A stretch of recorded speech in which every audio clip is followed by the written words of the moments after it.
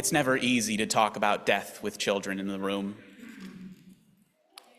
I'm one of the forefront advocates for the resilience of children. You'd be surprised by how elastic their souls can be.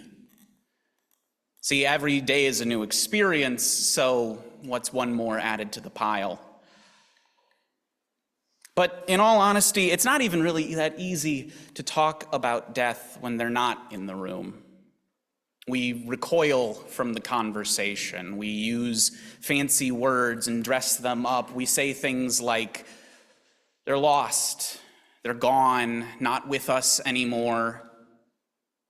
We don't say that word, dead. We instead like to play pretend, turn it into a costume.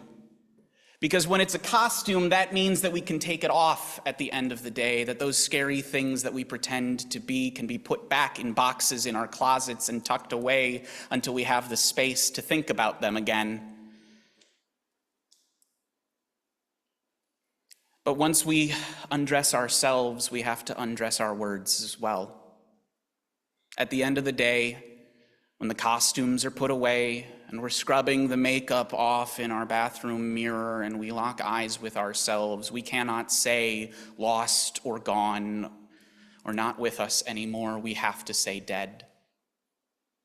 We have to say that they are not alive anymore.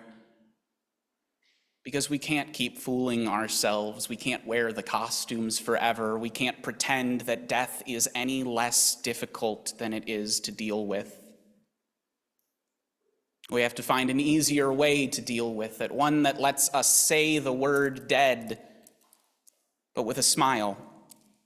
Not, I am so sad that they are not with us anymore, but I am so very happy that I got to know them. And it's easier to do that when we have something to show. I think that's why we latch on to those physical things so much. It's easy to take a hat or a book of recipes or a guitar and show someone something that was important to them. This is your grandfather's guitar. I learned to play on it because he taught me. Come here, let me show you some. This was important to them, and now it is important to me. There is a collected energy in those things that we hand down from generation to generation, an inherited will that is collected on those things, so that every time we hold them, we can feel their hands in ours, see their smiles again, and carry their dreams with us. Growing up, I hated hand-me-downs. I was the youngest of 4, so everything I received had been worn well before I ever even touched it. Except for shoes. Shoes were always new, and I was very grateful for that. But I hated that all of my Halloween costumes were dictated by what my siblings had worn the year before. I hated that someone had worn my shirts, scuffed my pants, filled my jacket pockets with useless trinkets. And I kind of wish I could go back and smack myself upside the head at this point, because those hand-me-downs are how we show our inheritance. They are the things that we choose to wear, the costumes we adorn ourselves in that we have received from those that we love deeply, that we have spent our lives with. This is how we show what we have inherited. And so, as we go forward into our typical time for meditation, I also invite you to bring up items that you have brought with you today. And as you light a candle in joy, sorrow, or remembrance, feel free to place them on the tables up front as well, as we take this time to remember those who came before us.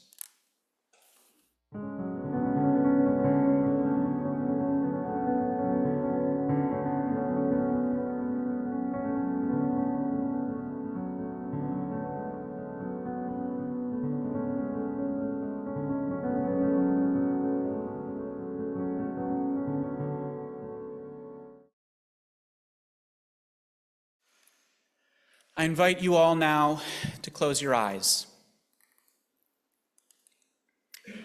Here we are gathered, a community of loving hearts and helping hands.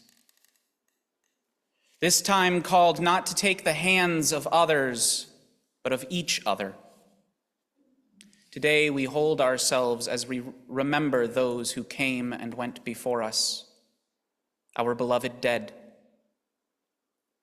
So as you sit, steady your breathing. Let it slow and grow deep in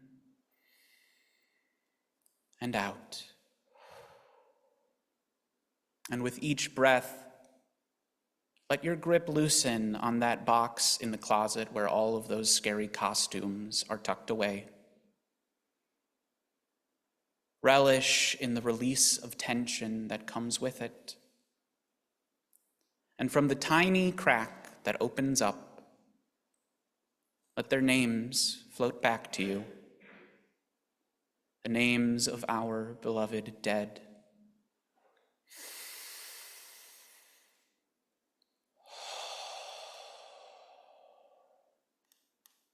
And as their names well up in you,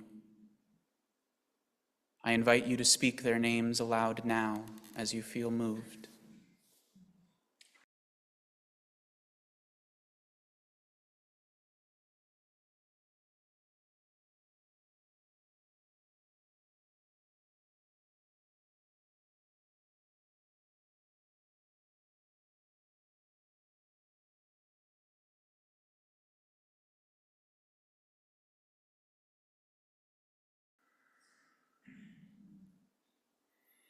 And one more deep breath in,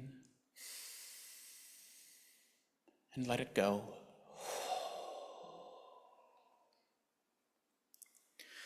Spirit of life, Spirit of the living memory, Spirit of inherited will, be with us now.